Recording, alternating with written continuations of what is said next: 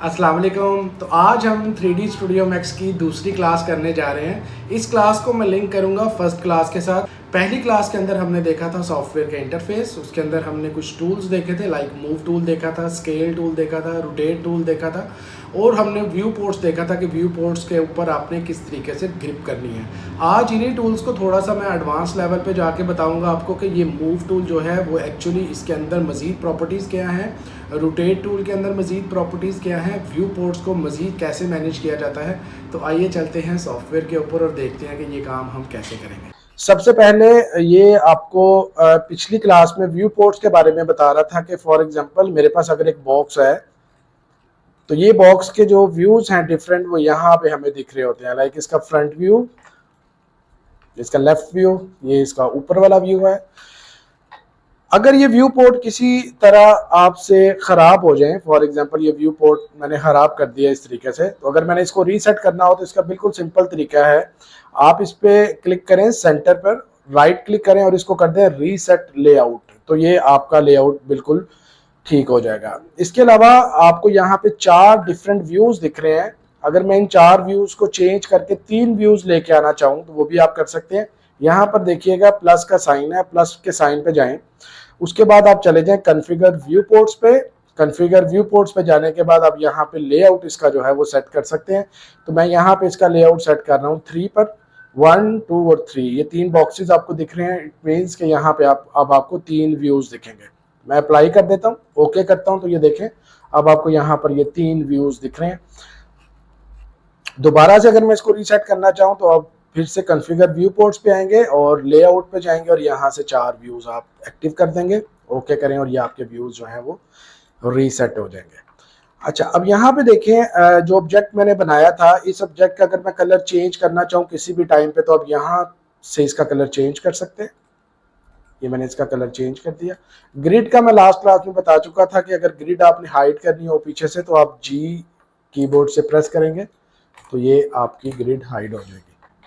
इसके अलावा यहाँ पे आप देखें तो ये वाला जो मेरा व्यू है, यहाँ पे मुझे अपना ऑब्जेक्ट जो है वो वायर फ्रेम की तरह दिख रहा है। यहाँ पे सॉलिड दिख रहा है, यहाँ पर भी वायर फ्रेम की तरह दिख रहा है, लेकिन यहाँ पर मेरा ऑब्जेक्ट जो है वो वायर फ्रेम में नहीं दिख रहा। यहाँ पे मेरा ऑब्जेक्ट जो है वो सॉलिड दिख रहा है। तो ये आपने अगर सॉलिड चीज को वायर फ्रेम में कन्वर्ट करना हो या वायर फ्रेम को सॉलिड में कन्वर्ट करना हो तो आप यहाँ पे डिफॉल्ट शेडिंग पे चले जाएं। यहाँ पे जाने के बाद आप यहाँ से इसको कर दें वायर फ्रेम ओवरराइड, तो ये आपका जो है ऑब्जेक्ट जो है वो 3D की बजाय अब वायर फ्रेम में दिखेगा। तो किसी भी टाइम वायर फ्रेम वाले को सॉलिड में करना चाहते हैं आप तो डिफॉल्ट शेडिंग पर क्लिक कर दें, तो ये जो है आपका ऑब्जेक्ट जो है वो सॉलिड में कन्वर्ट हो जाएगा।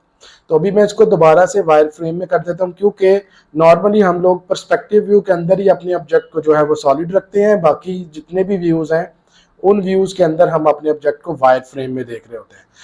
अब यहाँ पे मैं आपको एक चीज बताता हूँ कि अगर किसी ऑब्जेक्ट को मैंने कॉपी करना है तो कॉपी करने का क्या तरीका है। कॉपी करने के 2-3 तरीके हैं।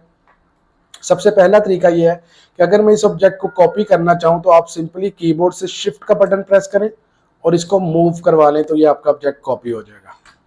जैसे ही मैं शिफ्ट का बटन छोड़ता हूं तो यहाँ पे मुझे डिफरेंट ऑप्शंस पूछता है। इन ऑप्शंस को हम बाद में डिस्कस करेंगे, अभी के लिए जस्ट मैं इसको कॉपी करके रख रहा हूँ। अब नॉर्मली यहाँ पे प्रॉब्लम ये आती है कि फर्ज करें अगर मुझे ये ऑब्जेक्ट को इस ऑब्जेक्ट के साथ जोड़ना हो तो मैं इसको जोड़ नहीं सकता किसी तरह भी। ये इस ऑब्जेक्ट के साथ जुड़ नहीं रहा, यानी कि ये स्नैप नहीं हो रहा। इस स्नैपिंग के लिए मुझे क्या करना पड़ेगा, यहाँ से इसको एक्टिवेट करना पड़ेगा। जैसे मैंने इस बटन पे क्लिक किया तो देखिए अब ये आपका ऑब्जेक्ट इसके साथ मैग्नेट की तरह जो है वो अटैच हो जाएगा। तो इस तरीके से आप किसी भी ऑब्जेक्ट को जो है वो जोड़ सकते हैं। मैं इस व्यू पोर्ट को थोड़ा बड़ा कर लेता हूं ताकि हम डिटेल में देख सकें। दूसरी चीज इसके अंदर ये है कि फॉर एग्जांपल अगर ये मेरा ऑब्जेक्ट यहाँ पे पड़ा हुआ है, मैं इसका ये वाला कॉर्नर इस कॉर्नर के साथ जोड़ना चाहूँ तो नॉर्मल जो आपके पास सेटिंग होती है वो बाय डिफॉल्ट सेटिंग के अंदर इस तरह से ऑब्जेक्ट आ रहा होता है। तो इस तरीके से मैं अपने ऑब्जेक्ट को यहाँ पे रख सकता हूँ।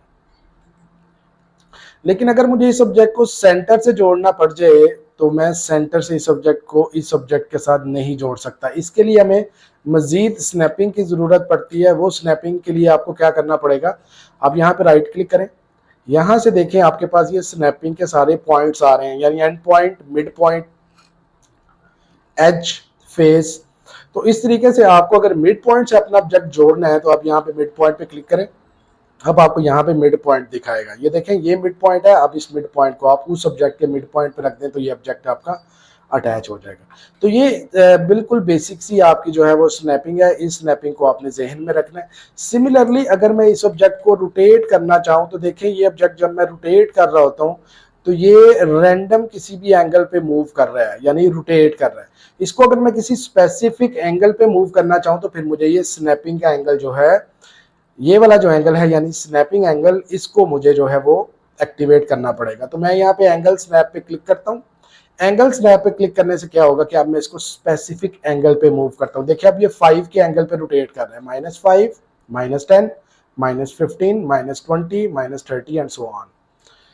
ये जो -5 पे मूव कर रहा है, एक्चुअली ये वैल्यू मैंने इसके अंदर सेट की हुई है कि जब भी मैं किसी ऑब्जेक्ट को रोटेट करूं ये -5, कि जब भी मैं किसी ऑब्जेक्ट को रोटेट करूं तो ये 5 के एंगल पे रोटेट हो।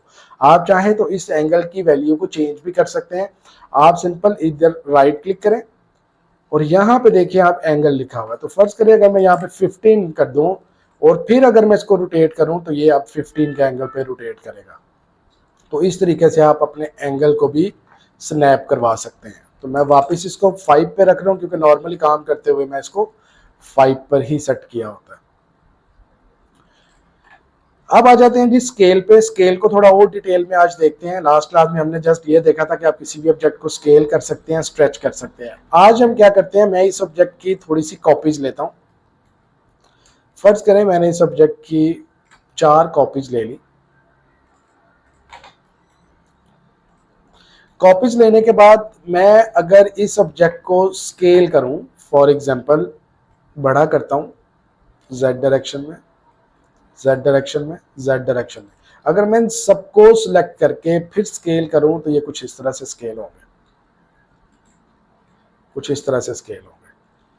लेकिन यहां पर एक प्रॉब्लम ये है कि मैं जब इन सब ऑब्जेक्ट को सिलेक्ट करके स्केल करता हूं तो ये क्या करते हैं, अपनी जगह चेंज कर लेते हैं, यानी ये अपनी जगह पे रहते हुए स्केल नहीं होते हैं। इसका सोल्यूशन ये है कि अगर इनको आप अपनी जगह पे रख के स्केल करना चाहें तो आप यहाँ पे व्यू की बजाय लोकल पे क्लिक करेंगे। तो देखिएगा जब मैं यहाँ पे लोकल पे क्लिक करके इसको स्केल करूंगा, अब ये हर ऑब्जेक्ट अपनी जगह पर स्केल हो रहा है, देख रहे हैं। तो इस तरीके से आपने जब किसी भी मल्टीपल ऑब्जेक्ट को स्केल करना हो तो ये वाला तरीका है उसको स्केल करने का। देखिए जब मैं व्यू पे था तो ये पूरे ऑब्जेक्ट इकट्ठे ही स्केल हो रहे थे, वो इसको एज अ ग्रुप कंसिडर कर रहा था। लेकिन जैसे ही मैंने लोकल किया तो वो क्या कर रहा है, अब हर ऑब्जेक्ट को जो है वो अलग अलग डील कर रहा है और उनको अपनी जगह पे रख के वो स्केल डाउन या स्केल अप कर रहा है। तो ये चीज आपने जहन में रखनी है, जब भी कभी मल्टीपल ऑब्जेक्ट्स को आपने स्केल करना हो तो उसका तरीका ये वाला है। दूसरी चीज हम इसके अंदर और देखते हैं, मजीद इसको थोड़ा सा एलेबोरेट करते हैं कि फॉर एग्जांपल अगर ये मेरे पास मल्टीपल ऑब्जेक्ट्स हैं और मैं इनको ग्रुप करना चाहता हूं तो आप सिंपल इनको करें सिलेक्ट, यहाँ पे ग्रुप की ऑप्शन है, ग्रुप कर दें और यहाँ पे आप कोई भी ग्रुप का नाम रख दें। फॉर एग्जांपल मैं ग्रुप का नाम रख देता हूँ बॉक्सेस, इसको कर दें ओके। अब ये मेरे पास एक ग्रुप बन चुका है। ग्रुप करने के बाद भी जब मैं इसको स्केल करूंगा तो ये एज अ ग्रुप ही इसको कंसिडर करेगा। अब अगर मैं यहाँ से लोकल करके फिर भी स्केल करूंगा तो ये इसको एज अ ग्रुप ही कंसिडर कर रहा होगा, क्योंकि अब मैंने उनको मैन्युअली ग्रुप कर दिया है। आप बेशक आप लोकल पे क्लिक करके करें या व्यू पे करें, ये सेम बिहेव करेगा अनटिल अनलेस आप इसको अनग्रुप करें। अब यहाँ पे प्रॉब्लम ये आती है कि जब मैंने इनको अनग्रुप कर दिया और फिर मैं इसको लोकल पर जाके स्केल कर रहा हूँ तो अब तो ये ठीक हो रहा है। लेकिन प्रॉब्लम ये होगी कि जब मेरे पास बहुत ज्यादा ऑब्जेक्ट्स होते हैं तो मैं किसी भी ग्रुप को अनग्रुप नहीं करना चाह रहा होता। मैं चाहता हूँ कि मैं ग्रुप के अंदर रहते हुए इसको लोकल करके तो फिर स्केल करूँ। इसका तरीका ये है कि आप सिंपल क्या करें, इस ग्रुप को ओपन कर लें। आप जब इस ग्रुप को ओपन करेंगे तो देखिए ये आपके पास अब मल्टीपल ऑब्जेक्ट्स यहाँ पे दिख रहे हैं। अब आप इन ऑब्जेक्ट को सिलेक्ट कर लें और फिर आप इनको जो है वो स्केल अप या स्केल डाउन कर लें। और किसी भी टाइम पे आप इस ग्रुप को दोबारा से क्लोज कर देंगे तो ये ग्रुप वापस क्लोज हो जाएगा। तो ये आसान तरीका है आपका ग्रुप के अंदर वर्किंग करने का। ग्रुप ओपन हो जाएगा, जब ग्रुप ओपन होगा तो आप किसी भी इंडिविजुअल ऑब्जेक्ट को जो है वो मूव भी कर सकते हैं, रिमूव भी कर सकते हैं। तो देखिए फर्ज करें अगर ये वाला ऑब्जेक्ट मुझे रिमूव करना हो तो आप इसको रिमूव कर दें, बाकी के जो ऑब्जेक्ट्स हैं उनको आप क्लोज कर दें तो ये ग्रुप आपका क्लोज हो जाएगा। दूसरी चीज एक और है इसके अंदर के, फर्ज करें अगर मुझे ये वाला जो ऑब्जेक्ट है इसको ग्रुप से बाहर निकालना है, ये वाली जो आपको बाउंड्री लाइन दिख रही है ये एक्चुअली ग्रुप की बाउंड्री लाइन है कि ये वाले ऑब्जेक्ट जो है ये आपके ग्रुप के अंदर आ रहे हैं। तो अगर ये वाला ऑब्जेक्ट मुझे ग्रुप से बाहर निकालना हो तो मैं क्या करता हूं, इस ऑब्जेक्ट को सिलेक्ट करें, ग्रुप पर जाएंगे और इसको कर देंगे डिटैच। जैसे ही मैं इसको डिटैच करूंगा अब ये वाले दो ऑब्जेक्ट मेरे अलग ग्रुप में चले गए और ये वाला ऑब्जेक्ट मेरा बिल्कुल अलग हो गया। ये दो जो हैं इनको मैं अब क्लोज कर दूंगा, तो ये मेरा ऑब्जेक्ट जो है, दो ऑब्जेक्ट मेरे ग्रुप हो गए और ये मैंने बाहर निकाल लिया था, इसको मैं चाहूँ तो डिलीट कर दूं। अब ये वाले दो मेरे ऑब्जेक्ट रह गए और ये ग्रुप है।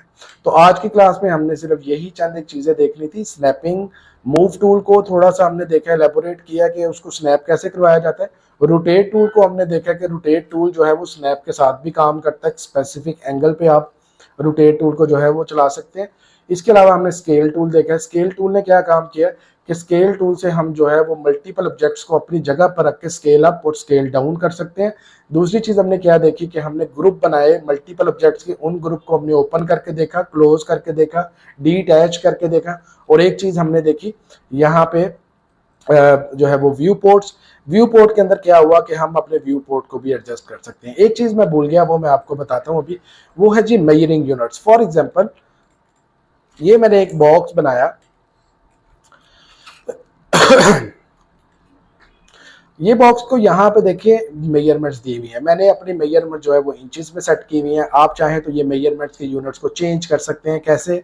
आप कस्टमाइज पे जाएंगे, यूनिट सेटअप पे जाएंगे और यहाँ पर जाके आप डेसिमल इंचेस में कर लें या डेसिमल फीट में कर लें। अगर आपको मिलीमीटर, सेंटीमीटर या मीटर्स में काम करना हो तो यहाँ से मैट्रिक्स पे क्लिक करेंगे, यहाँ से मिलीमीटर, सेंटीमीटर और मीटर्स में काम कर सकते हैं। तो ये आपकी चॉइस है, आप किसी भी यूनिट में काम कर लें। अगर आप मिडिल ईस्ट में है तो आपको मिलीमीटर, सेंटीमीटर या मीटर्स में काम करना पड़ेगा।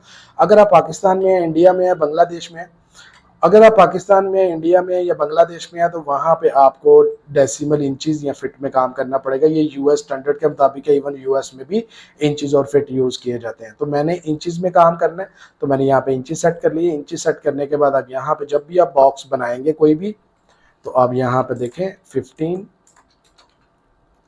15 मैंने इसकी लेंथ रख ली, यानी 15 इंचेस लेंथ, 15 इंचेस इसकी विड्थ और मैं इसकी 40 इंचेस जो है वो इसकी हाइट रख लेता हूँ। तो ये कॉलम टाइप मेरे पास बन जाएगा। अब ये बिल्कुल एक्यूरेट कॉलम है, इसकी मेजरमेंट आप यहाँ पे देख सकते हैं।